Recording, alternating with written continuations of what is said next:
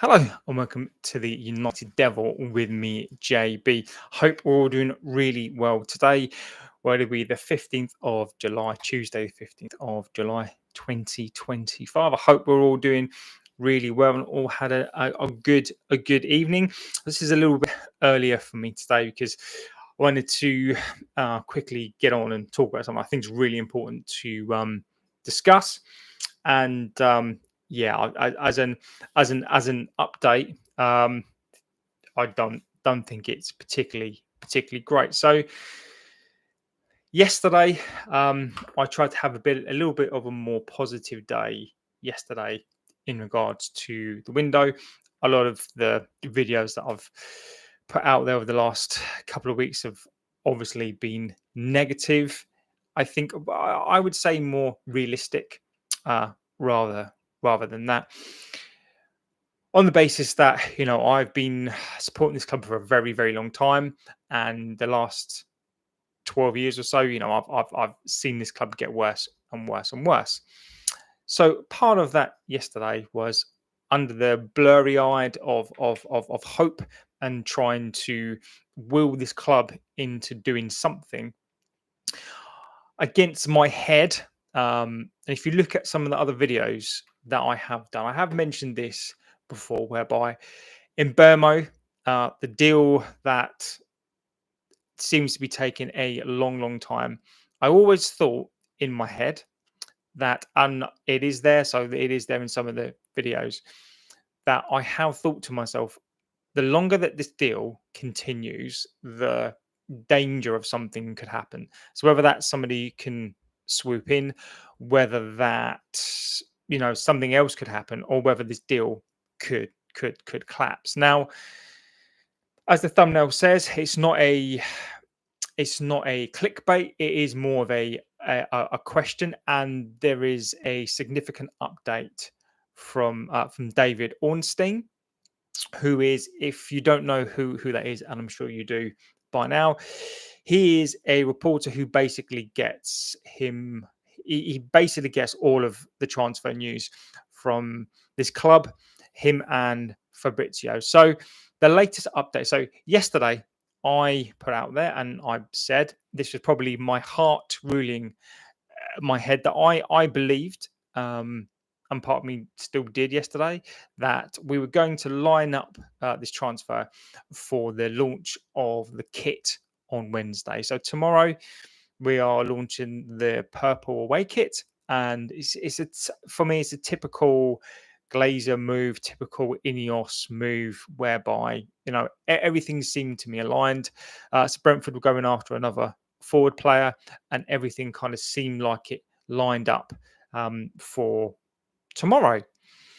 So Ornstein's dropped a absolute changer for me, whereby basically, according to Ornstein, unlike the other reports, is that the Mbeumo deal, we are actually several million miles apart on the valuation. So what that basically means is that a lot of other credible outlets, credible people, non-credible people who were saying that this deal was pretty much thereabouts. It was about trying to cross the T's, and the kind of clubs where it was basically an imminent deal to do. Now, Ornstein, this has dropped about 2 or 3, about an hour ago, maybe even 2 or 3, whereby actually what it actually transpires is that United and Brentford are actually miles away. So we are several million miles apart in terms of cash, and what they actually want for the deal. Now, it hasn't come out actually what the price is. Now, there were earlier reports, or when Spurs apparently stuck in a bid that I kind of thought was just Frank trying to get as much cash as possible. Now, Spurs apparently put in a bid, or inquiring around the 70 million mark. Now, I believe the offer, or the reported offer out there, is around about 60 million plus 5. I don't know how true that is. Nobody's really reported the price. If you look at some places, it's 55 plus 7, 60 plus 5. whatever it is. If we are miles apart, and I'm not blaming the selling club here. They are right and entitled to ask for the amount of money that they want. If we are 7 million miles apart and we are offering 65, how much do they actually want for this player? And that's a question that I'm going to put there is that, are we now coming to a point whereby, so in terms of like some highlighted stats, Mbeumo played 38 games, scored 20 goals, 7 assists. Um, do we think, in terms of the valuation, so we've seen Alanga going for 55, Pedro come in, we've seen Madueke's going to go for about 52. So many other kind of forwardy winger type players now are going around that 50, 55 mark. In Burma, obviously, is proven 20 odd goals last season. What I at this point, and my head, and I am forever whenever I say something, I've always thought about it, and I'm not trying to be. You sort of may think that I am a pessimist and a negative person, but I really am not. I want to come on here, like I tried to do a show yesterday where I was upbeat, and this club has a knack and this way of destroying any positivity and spinning us around as much as we possibly can. I'd love to be wrong on this, and I'd love to, as we're talking through this, I'd love us to announce the deal. But Ornstein, who is being absolutely right, who actually dropped this story, is not going to drop a update such as this when everyone else of the last couple of days and weeks have been saying that this deal is nearly done, it's nearly there, it's going to be quite close to the line. My heart was basically willing this deal to be done, pretty much because I'm absolutely bored of it. But this Ornstein drop has really, I think, set the cat amongst the pigeons. I think this Ornstein drop has actually put some credible people basically slung some mud at them, not on purpose, but I think if you're gonna nail your nuts to the mast, then you've got to own it. And I have had this thought. The longer a deal, the problem is that the longer the deal takes to be complete, the more impact other factors can have on this. And it's really clear now. It's really clear that I think I really, again, spun around completely. I think my worst fears, I think, are starting to come true. You know, where there's a chink in the armor, it can get bigger and bigger and bigger. And the Mbeumo deal, I think the next, I thought it was going to be tomorrow. I think over this next week, I think we're going to see, either, if it doesn't get done by this week, I asked the question now: do we walk away from this deal? I'm not saying that I want to walk away. I'm not saying that we should walk away, but I'd be really interested to see what you think on this. Do we now walk away, even though we've spent 7 weeks on this deal, trying to get this deal over the line? We've refused the whole way through, and I don't think we'll ever really know what the price was. Should we now walk away? So if we've offered, let's just say, for example, 60 plus 5, and they've said no, and they want closer 70 to 72, can we walk away from this deal? Should we walk away? I think is question number one. Should we walk away from this deal? I'll give you my opinion for what it's worth. Should we walk away? Can we walk away from this deal? And where do we go? What do we do? We've wasted 7 weeks on this deal. And what do we do? And where do we go next? My opinion on this is that if we, and like we always do, we always do, we buckle and we cave and we spend weeks negotiating deals. We spend weeks trying to get a bargain. Andreas Franson says it's a hard one, and I think it is, and I actually feel sorry for the fans here. I feel sorry for us. We've been spun around, and we've been wanting this guy and led to believe that we can get this guy, and we are still negotiating. Now we can come back to that and sort of park that to the side and come back to talking about whose fault we think it is. But right here and now, it really is a question for me: is should we walk away? Can we walk away? And then what happens next? And my opinion on this is that I've always been a I've always criticized us for waiting until the end of the window and trying to get business done. Now the problem here for me is that if Brentford want 70 million plus, and that's what they've always asked for, and we are trying to get this down in this current market, are we is he worth 65? And I think he is worth 65 with the amount of goals he scored last season, with I think what he'll bring to the team. I think he is worth that. In my opinion, here what we're quibbling over is the United tax, and there is a United tax. I don't believe this is a mythical thing. Now the problem for me is that we've taken 7 weeks to do this deal. Okay, we clearly do not have a list. We don't have a target A, B, or C, because otherwise we would be moving on to the targets. We have put all our eggs in this basket. They have put their reputation in this basket.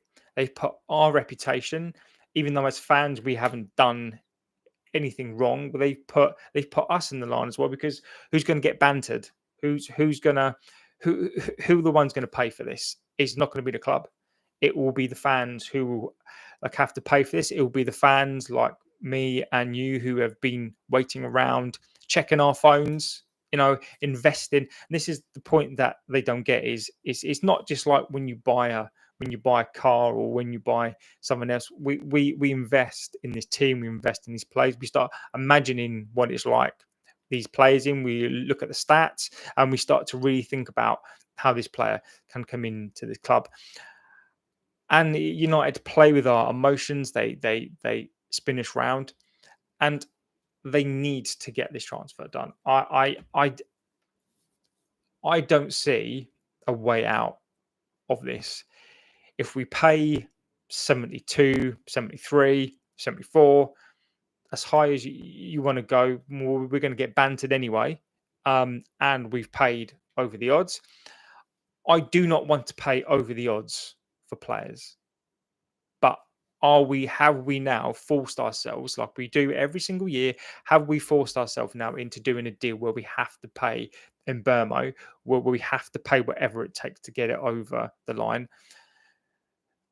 And Brentford, even though they're a technically smaller club, have they absolutely played a blinder here? They know.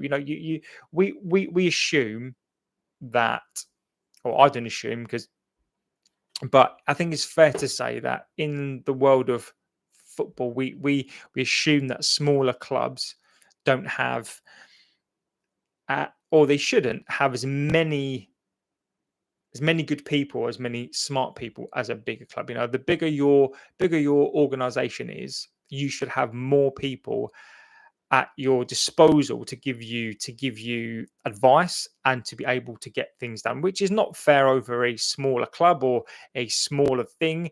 If you're bigger and you've worked your way up to that, you should have more experts there to get these things done. Transfer window wise, we have no idea what we're doing, and we're currently being absolutely bantered um, by a traditional smaller club. They know for all our we can posture, we have business people in charge, and they may be very good at what they do in terms of business outside of football. But INEOS are now learning quick. So David Thorley, hello and welcome. A big hello. In Burmo, I I I'm at a loss. I don't really know what to say on this. I think this is a deal that I think we need to do. Um, I don't see a way out of this deal. I think United have backed themselves into a corner here again, which is their own fault for two reasons. Number one is they focus so much on this deal that any other respectable player in that position is pretty much now gone. And if they don't get this deal done, the fan base will be absolutely up in arms. Now, I know that they don't care.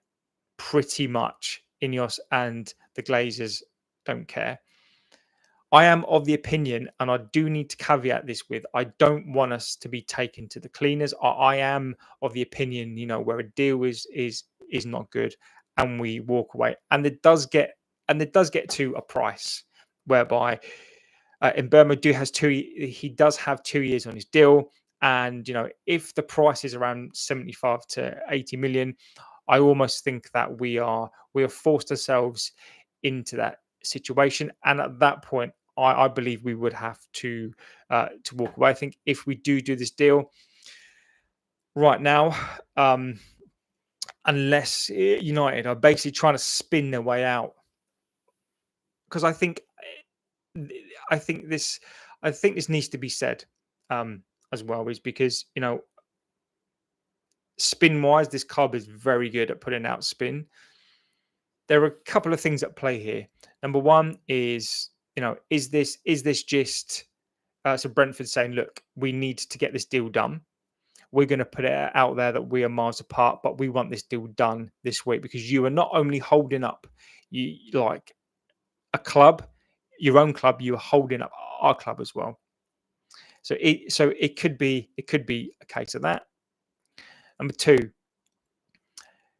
so Brentford have played a blinder, and they're just like, we know that that you'll pay because we know now how long we've taken you to places. A small club whereby you have to basically enter a club underneath someone's house. Just to bear that in mind, Championship club who basically where you have to go and you have to walk through someone's house to get into the ground are absolutely schooling us and spanking us on how to do a deal, and ultimately have got us by the balls because now they know that we need to save face, and how can we possibly back out of this deal. And if so, there's that. And then second of all, United know that the price is so high and too high that we are now looking for an exit. Are we now the whole time we've been trying to get this deal down? Are United themselves looking to exit this deal and trying to exit the deal with saving face and not having this fan base up in arms? Because if the deal, I don't think they'll go beyond 65 million. I think to get this deal done, 65 plus 5, it's a little bit like more than, but I think we need to get this deal done. But you've got to look at right now who's doing the deal and who is in charge. They cut the workforce in half, and we're not talking about people who earn hundreds of thousands of pounds a year. We're talking about people who've worked at the club for a long time. They're more than happy to get rid of those. They won't get rid of players. They can't get rid of players. They're cutting costs they've stopped people's free meals. So if a deal is £1 million more, why do we not think that they don't have the nous and they don't have the brain power to understand that signing may cost more up front, but actually what you make in the long run will make up for that. Now, Anthony and deals like that, I agree, they were far too much. Anthony was a massive risk because we got him from the Dutch league, and that for me was a massive risk. This is a Premier League proven player who will be transformative. I'm not saying that we should get spanked for him, and there is a price where you go by 70 million plus 5 or 6. I think that's too much. And if you could, 70 million, I for what he will give you and for the places that you can make up for the money that we will get back for players like Alanga and that kind of stuff. I think we need to get this done, but I don't think that we need. I think we need to be open-minded, and I think this is what this is where I'm at with most of the things, and the same as me in life. You can have your opinion and you can have your views, and I think it's really important to have a view to know where you stand. But then you've also got to be open, and you've also got to. You can't take anything off of this table, particularly when it comes to this club, particularly with the people that we have at this club. The ineptitude of this club. I'm not talking about the likes of Rubin, so Wilcox as well. I mean, I feel badly for him as well, because I do believe that he's a football man. I do think he's a really, really good guy. I think he knows his stuff. He is learning on the job a bit, but I think at least he understands. We are talking about now a club, and I think if this deal does collapse, then I think as a football club, as a fan base, we really need to be having more of these conversations as to where we go. So what I would love to know, what you guys think. Only thing that I will ask is that obviously if you do get into the chat, obviously we're all going to have our opinions, and right now it's a very frustrating time. You can ask questions, you can get in there, we can talk about. I'm not gonna. This is not a place where you're gonna get banned, or the only times I won't enter into a conversation is if obviously people are being rude, and I just think as long as we respect each other's opinions, we don't have to agree on every single thing. I think it's really important that in fact that we don't agree, because we can talk about these things, and maybe we can maybe find a new way to do things. So I would love to know your opinions on this, and what you think about this deal. Do you still think that it will happen tomorrow? Do you think that is going to happen at the end of the week? Do you think it's going to collapse with this Ornstein? And I can't reiterate this enough. The fact that this has come from Ornstein, who gets stuff from the club. I'm not saying that he's a mouthpiece for the club, but he does get stuff. There are other credible people out there who have basically said that this deal is nearly done, and they have absolutely put themselves out there, and they've said that this is done. And I'm not saying that not correctly so. I think that this deal was taken a long time to do, but I cannot express how important this update is from Ornstein. He's not going to put that out there unless that's true. So I think where we are currently, I think we're in between a rock and a hard place. I worry, and I'm more and more likely thinking that there will be a look to an exit strategy now from INEOS. I think that potentially we've now been priced out of this deal, and we may now be through Ornstein, maybe looking at a way to exit this deal. And the reasoning for that is because if we do exit this deal, how do they mitigate like the damage that this could potentially do? So then I then ask you guys, I then put it there, where do we go? What do we do? Do we go back in for number 10? Do we go for a striker? What do we do at that point? What I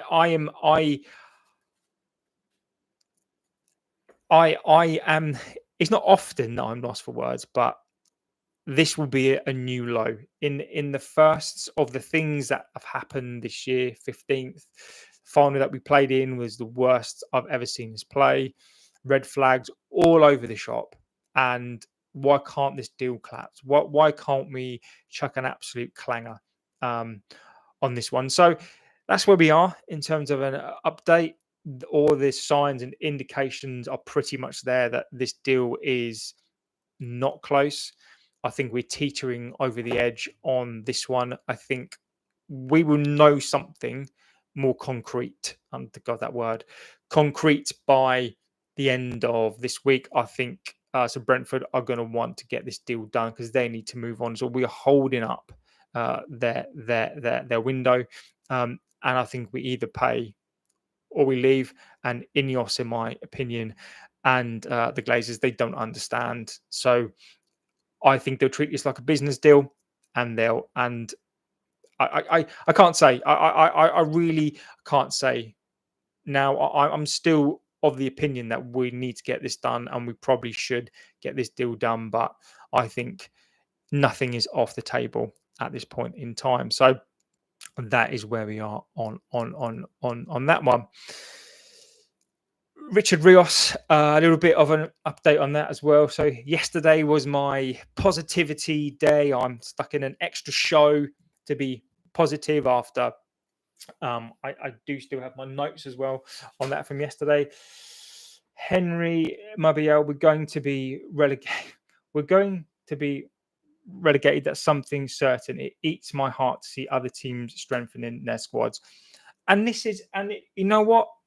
The fact that you're saying that as well is, do you know what? It really, really saddens me. You know, and I'm not. It's not something that I say. Just like to say it as fans. You know, to hear you say that, and I don't think you're wrong on that. I can't sit here and there'll be years gone by, and I heard other people last year saying, "Oh, you know, we're never going to go down. This can't happen." But how deep are those scars from last year? No, these players, in terms of their mentality, they're the same players. We've been spun around right now to believe that we've signed more players than we have. At one point, we were talking like Mbeumo was here. We were talking like Cunha's here, which he is. But we were, talking about all these players that were actually here, and they're not. We're actually, in terms of a squad, we're actually got less players. Now let that sink in for all the pictures that are coming out now about people in pre-season are scoring goals. Who cares? It's pre-season, right? These players are scoring goals. We've actually got less players than, I'm not saying these players didn't need to go, but we do have less players than we had. And we've strengthened by one.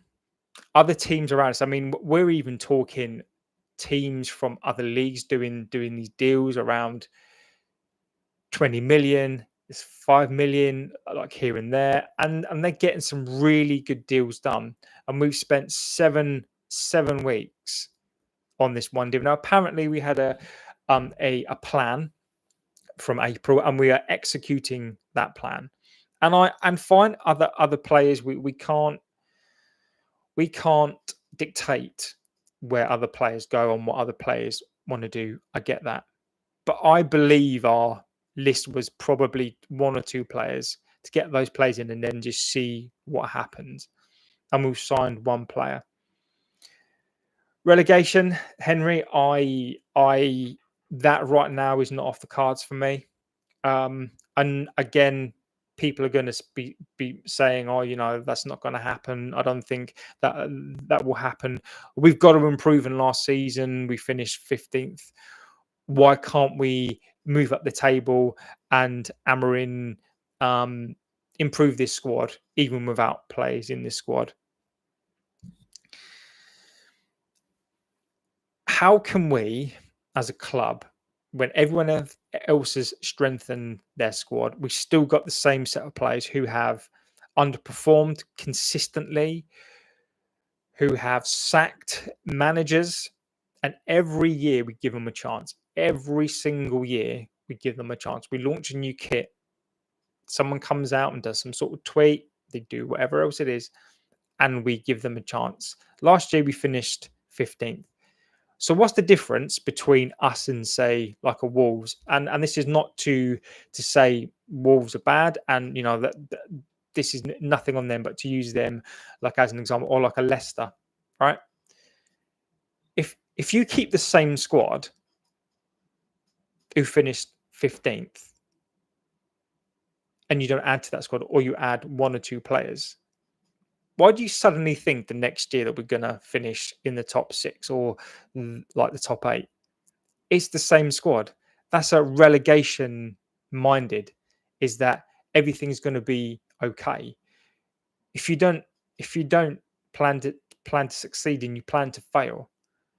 And the fact that INEOS, if they don't sign new players, they will truly believe that a manager can do something. Now, Leicester, when they won the league with pretty much the same players, that was an anomaly year. That was the right squad with the right manager at the right time, and the rest of the league wasn't particularly great. It was a strange old time.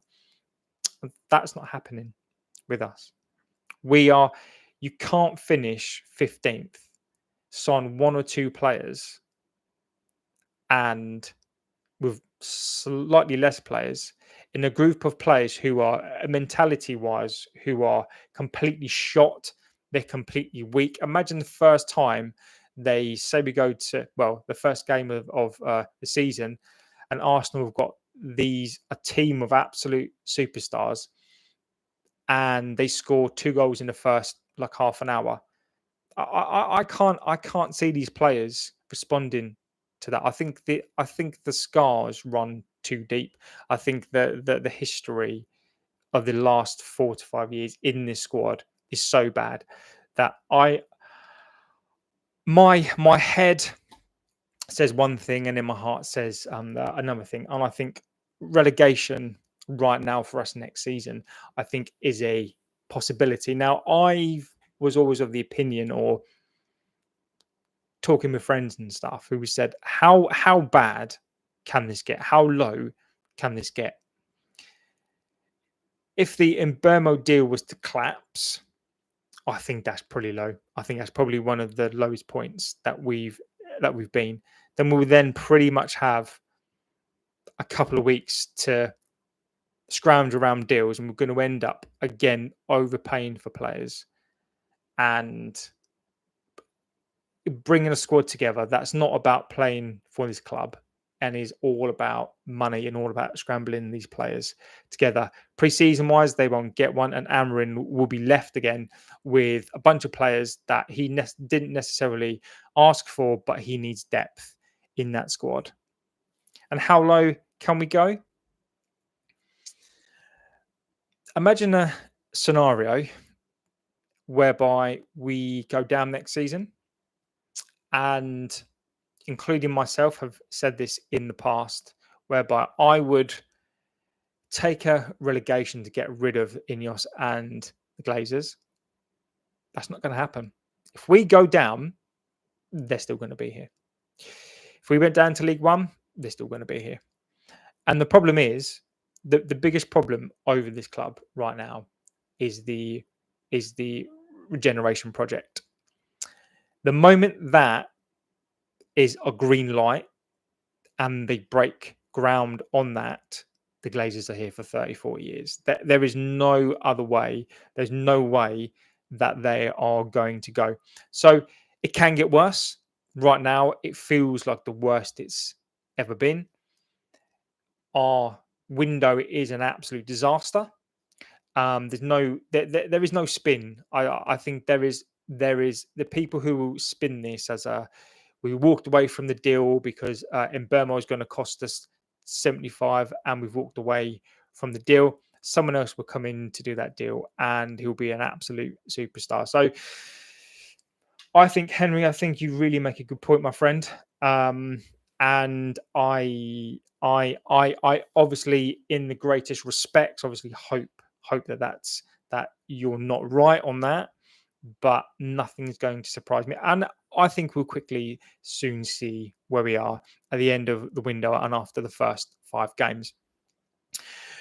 Richard Rios, yesterday, to go back to that as well now. So Richard Rios, I again read some good reports from Brazil Goal, from Palmeiras Online, that United have entered that race for Rios.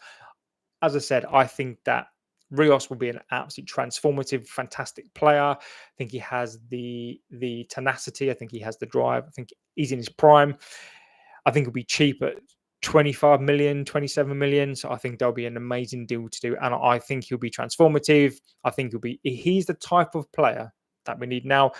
The reason, any player can flop, but I'd much prefer a player to flop at 25 million than at 75 to 80 million.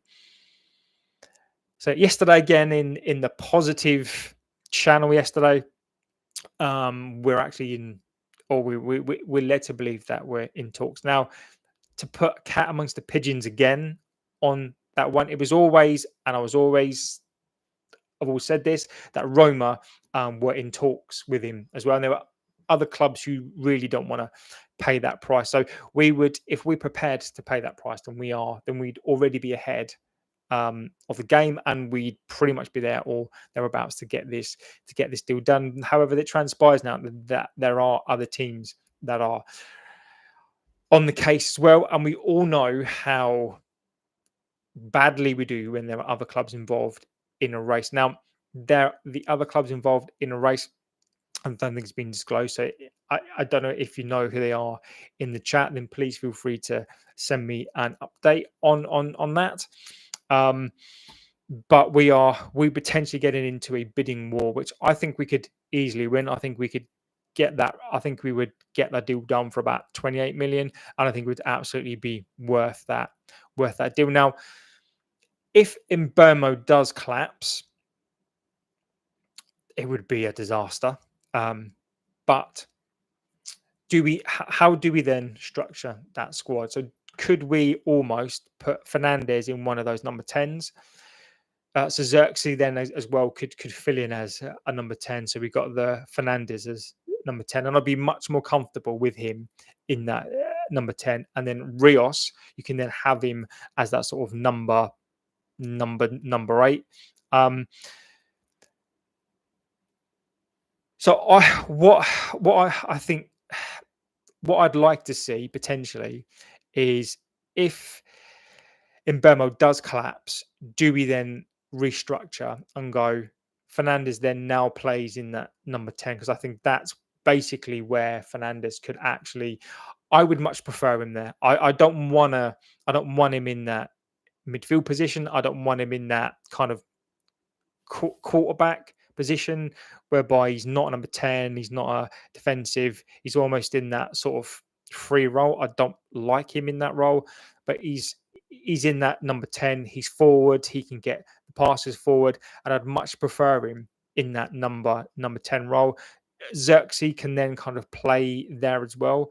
And I'm not talking about up front, but Rios could then kind of come in, and instead of the Mbeumo deal, you could then have Fernandes, who plays in that number 10, and then Rios then comes back and plays in that position where Fernandes, I think, was earmarked to play, not his best position. And then what you then do have is you have a Manu who will sign a new deal. I don't think that's a doubt. He can also then play in that position. And then what you then also have is Ugarte, who then is that defensive kind of like a midfield role. Rios could even maybe pivot into there as well. So then you've got that Mainu, Ugarte, Rios in those midfield sort of roles, and then you can kind of interchange them and kind of see what works best. And then Fernandez is going to play, but I would much prefer Fernandez in that number 10 role rather than kind of having that free reign to disappear, because we need to lock that down there. So Rios wise, I still think there's a chance, but there are other clubs involved there. Roma have always been involved. They've been involved from day one. So I wouldn't be surprised if we see that deal move quickly and Rios go. So if Mbeumo collapses, Rios collapses, then my question out there is, what do we do? What do we do as a club? What do we do as a fan base?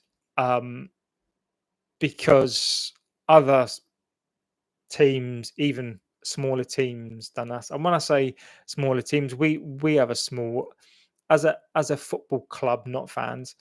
As the football club, we have a mentality whereby it's coming home to roost. The mistakes of Nice, as INEOS made, that's what they're doing here. They are replicating exactly what they did at Nice, but on a bigger scale, on a more impactful, on a much bigger stage, on a bigger scale. And I truly believe this window could have bigger impacts than any window that we've ever had. And yes, other windows have put us into debt. And yes, in other windows we have, signed these players for massive, massive money and let them go. We needed to get this window absolutely right. And this is I don't think people realize, which is no fault of their own, because they love this club and they want this club to do really well. So they are optimistic and they still think that we're going to sign players. If we don't get this right, which I think is gone beyond now, the detrimental effect will be felt for years. I actually think they're going to take us back in time. I think we are going to get worse. And when I say worse, maybe we'll finish 12th, but I think we'll still be worse with this current squad. Amrin, I don't think will be here. So David Thole says, Mbeumo, will you come? I genuinely, I believe we've got to do this deal. It won't save the window. It won't save the window, but for us fans, I think we're owed this one. I think that if this collapses, then I worry. I'm already concerned anyway. But if this collapses, I don't know what else we do.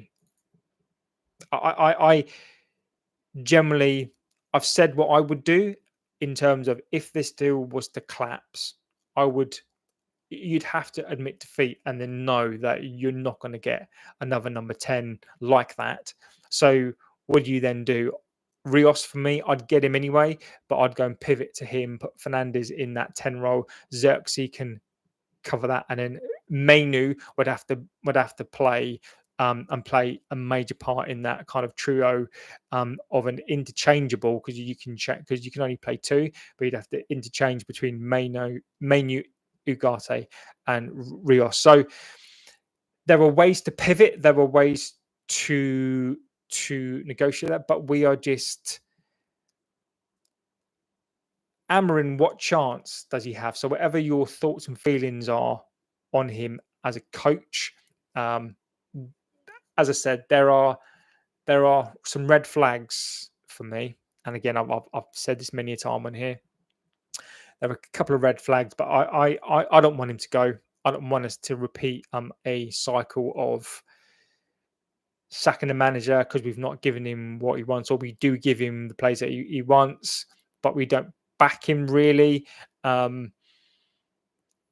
Amrin, this will be a low point for me, whereby we don't back him, we don't give him his players. The players don't perform because other teams have strength. Can you imagine Arsenal? Arsenal on the first day against this squad. And even if by some fluke we win that game because it's the first game we can catch teams cold, what are we going to do against City, the Chelseas? What are we going to do? Like this same squad, and they've strengthened by 4, 5, 6 players. Like what are we going to do? And what do we always do as a fan base? We could lose the first 5 or 6 games, and and and he's forced out. And this is the part whereby this window um is pivotal. Is because if this manager does go, I think Rubin is our last chance for a manager, and I know managers will come to this club, but after this window and after this lack of support, our reputation is going to be even worse. And what managers realistically are we gonna get? And I just think the knock-on effect of this, there's still time not to save the window. There's still time to do something in this window to not get the manager sacked. I don't want to see another coach sacked because he's had his hands tied behind his back. When a coach gets sacked, I want him to be sacked because of his mistakes, not because of the poor squad that he's got. I am encouraging. I really hope so. I want you to put all that energy into this and hope for the best. If this window goes wrong, and again, this is the big. So Milton is there in chat. Do you think Amrin would have gone through an analysis of the team's needs and requirements with the United management, so he would discuss and they come up with a list? I think that's a very good point. I think that's a very intelligent and very good observation. I don't see how a manager can manage. So even though he doesn't have the veto and necessarily the final say, I think he does have a say. And I think how this club now works is that transfers are recommended and players are like, yeah, these are the players that we want. These are the stats, because apparently, we've got or we get in a team of analysts in place. I don't know if that's already in place. And we go through stats and whatever else, and based on those stats, a recommended list of players goes through him. Amarin, I think, where he'll bring his sort of skill set, I think he's good at identifying players, and I don't think he suffers fools. I don't think he's perfect at that. I think he's close to that squad. So from his perspective, he can go, look, these are the players I think that I can work with if needs be, because I know I'm not going to get a brand new squad. These are the players that I think I can work with. These are the players that I can't, and these are the players that I don't want to work with. And then I think he will come in and say, look, these are the players that I've worked with before. These are the players that I want. So I think it's I want to say a collaborative list, and they'll come up with a list and go like, this is what I want. This is plan A, B, and C. Okay. And what INEOS will do, they will come in and that list with a big red pen and go, well, we can't afford them. We can't do that. Can't do that. We can't do that. We can't do that. And probably what it would end up then is a list of maybe 3 or 4 to say, look, these are the ones I think that we can get. And maybe from a list of 20, maybe he'll end up with a list of 4 to 5. And that's just me. That's just an assumption, because I can only go by what I see and how we've behaved so far in the window. Amarin is not a stupid guy. I think he knows who he wants. So Wilcox as well, I think we'll have a list. And Mbeumo, if only I could come, Manchester United attack will be good. I think it's going to take a little bit more than Mbeumo, but it would definitely improve us. I would just love to be a fly on the wall because Milton, as we've been told, they've had a list since April, and Ashworth, he came in, was sacked. So Wilcox was then, basically in charge of that. So I would love to know what targets we had on the list, how we look at our list. Amran, I think you're absolutely right. We'll have gone through, analysed this team. Body, mind, spirit. Good morning. Good morning to you. I'm loving the muscles and the fire. I hope that's a day of belief and spirit, and we're going to fight for our players. Smoke says exactly. I'm thinking that United management must discuss all this with Amran. I noticed that Wilcox has considerable experience at City, etc. Wilcox's experience at City was, I think, it was under 21s. I think it was definitely more of a youth coach. I don't think, and you can correct me if I'm wrong here, but I don't think as the main man in the transfers, I think he probably learned a lot. But Wilcox, I think what he brings, and I think his reputation is good, but I do think he's learning on the job, is that he's a football guy. And I remember watching him play. I go back many, many years, and I watched him play. And I'm not saying because he played the game that he's going to be good at what he does, but I do get that impression about him. Get that impression that he knows what this team needs. But he's only one man. The coach again is only one man. We are dictated to I believe these two guys, the manager Wilcox, I reckon they could come up with a list, and I think their list would be very similar to ours. I don't think they're the issue. The issue is how this club is run, and the issue is how this club has always been run. I think this fan base was getting we were getting very clued up on the Glazers and on how they operate. We're talking about a family of mercenaries who don't buy or pay for anything at all.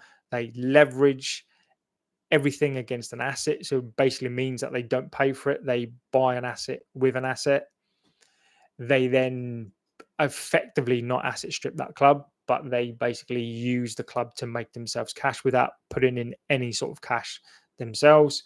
And that's the model that their father used for many, many years and being successful. So where they can see they don't need to improve an asset, therefore our stadium, our home has got into such a bad place that we now need to pretty much knock it down. It's going to cost us billions to save it.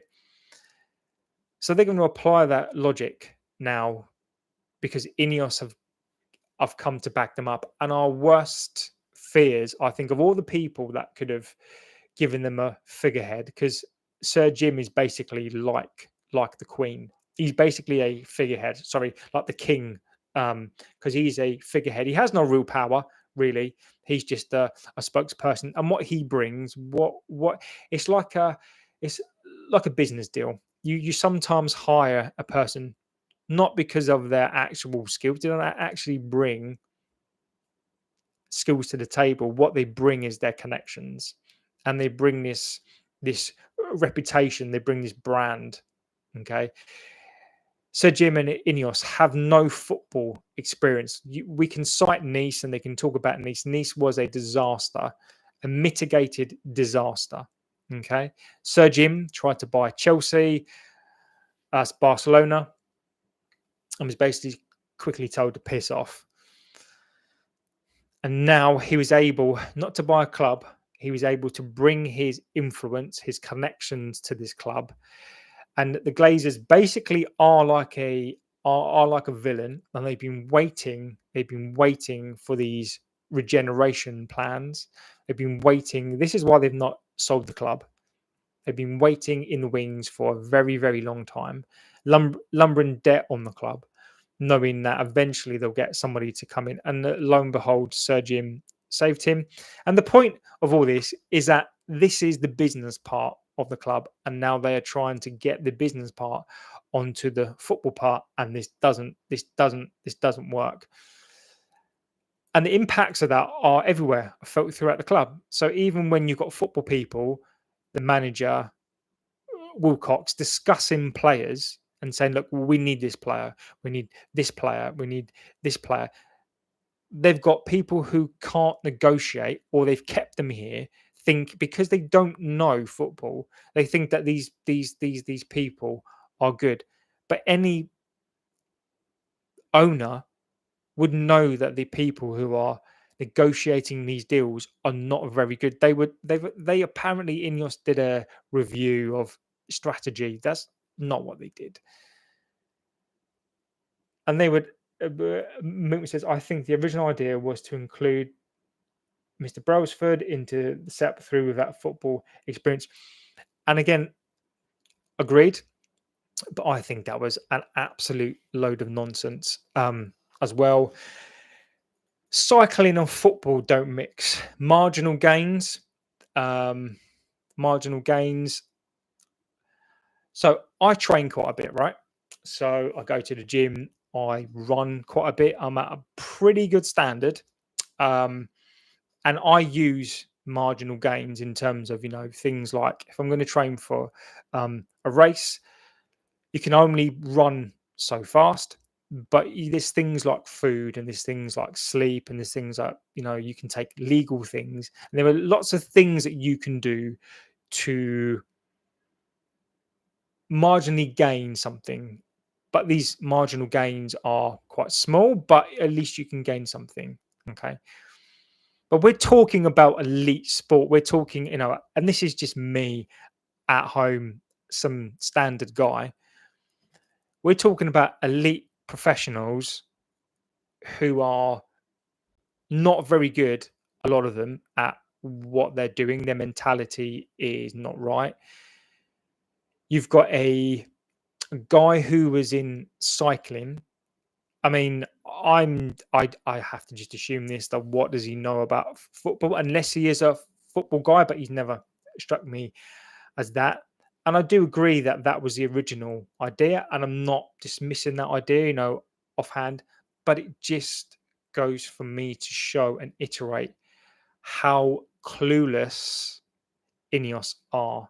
To think that you can bring I don't, unless I'm wrong, I can't remember another sport going into another sport and doing well. Look at, is it Woodward, who won the Rugby World Cup and then went into Southampton, and it was a disaster, absolute disaster, because you can't mix the sports. They're not the same. You've got differences.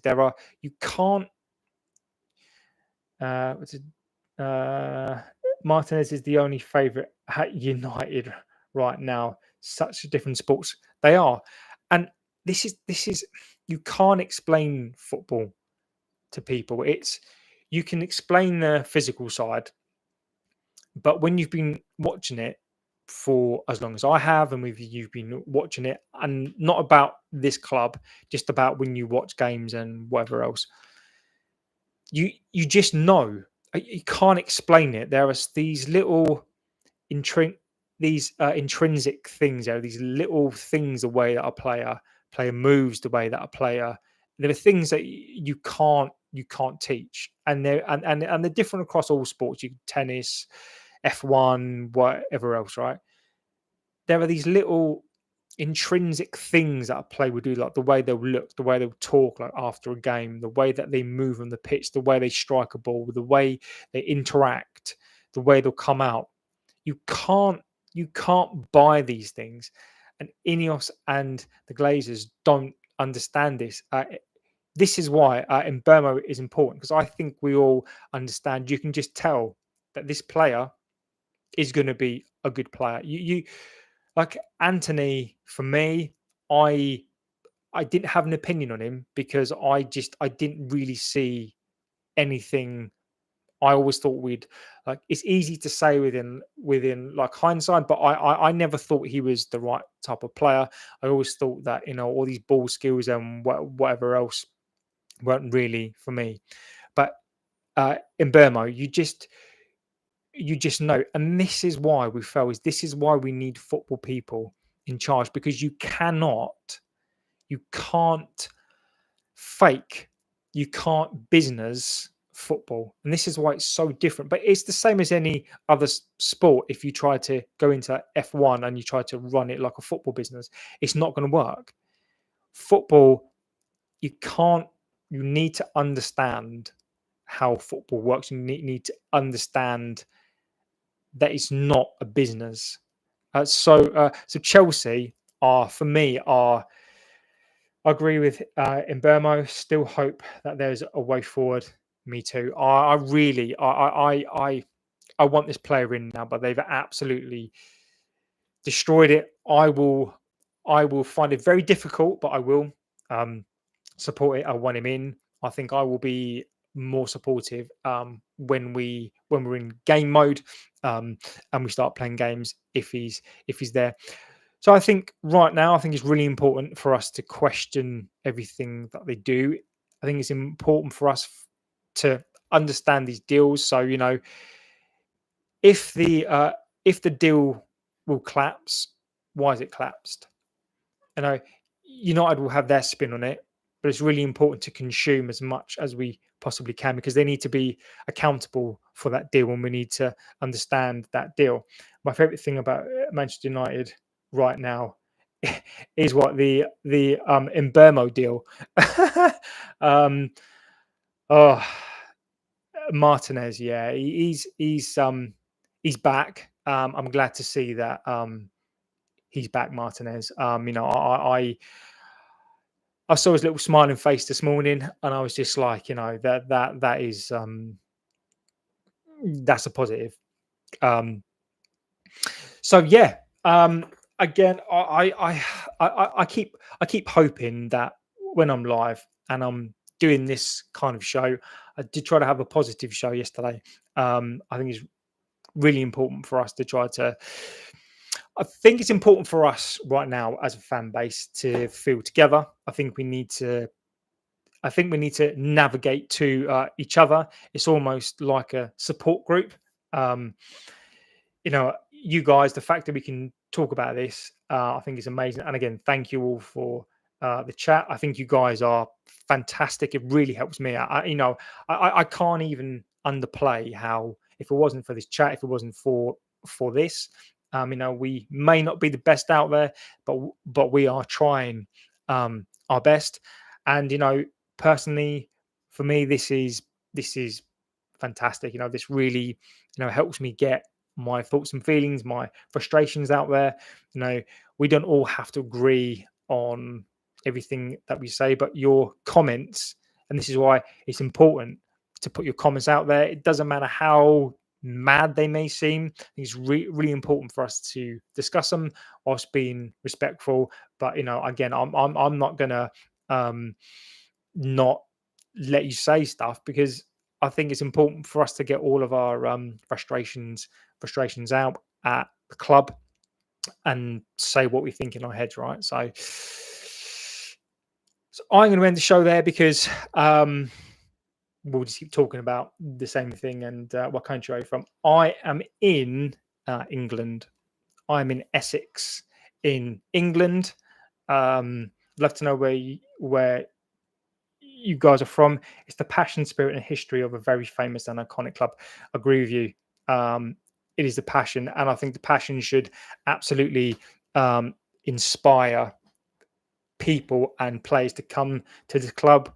I think our fans are some of the best in the world. I think the match going fans, as much as some of them may not like what we do or what we talk about. They are the lifeblood of the club. They've been there for many years. They go home and away, but it's all fans. I feel sorry for anybody right now, and a red flag to me.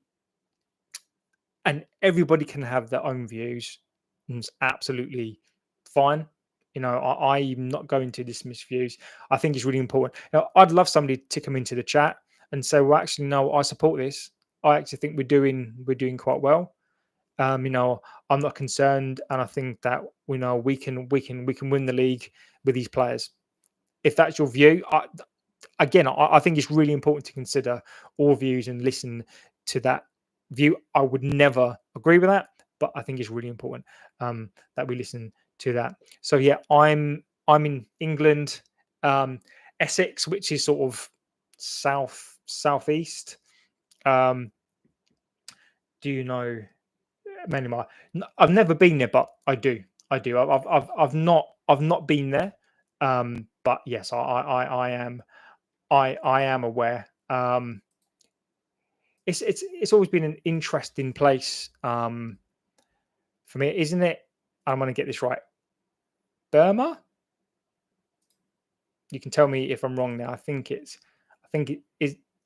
Is it Burma? And I'm really sorry if it's not. Um, my yeah, my knowledge of places is okay. I kind of know roughly where things are in uh, the world. But yeah, I'd love to know where everyone's from. So I think it's a really one of the things I do love about this fan base in this club is that we are all over the world. We're from so many different places. Um, and my experience so far, other than the odd person here and there, other than being told that I should quit the channel because I regurgitate what everyone else says.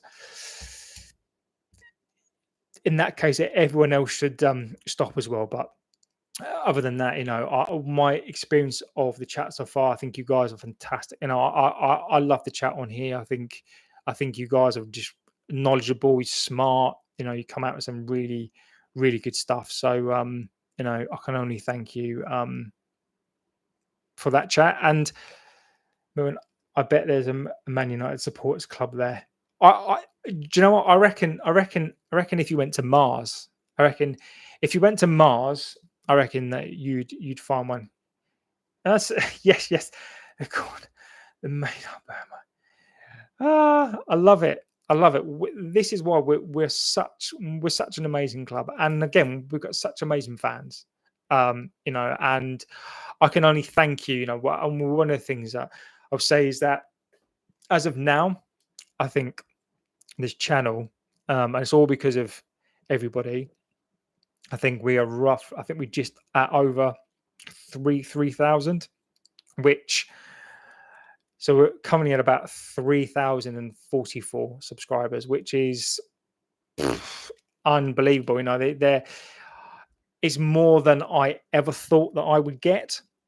And it's not about the numbers for me; it's about the quality and the amount of people like in this chat today with David, with Milton, with Body, Mind, Spirit, with I guess I've missed anyone else, with Henry's in there as well. So Andreas in there as well. I mean, look, just amazing chat, and the fact that we're over 3,000 already is unbelievable, and I'd love to grow this channel and more people come into this amazing chat, and this is kind of what I'd love to happen as well. This is more about us discussing things and getting in this chat to meet you guys as well, because I think this chat so far is fantastic.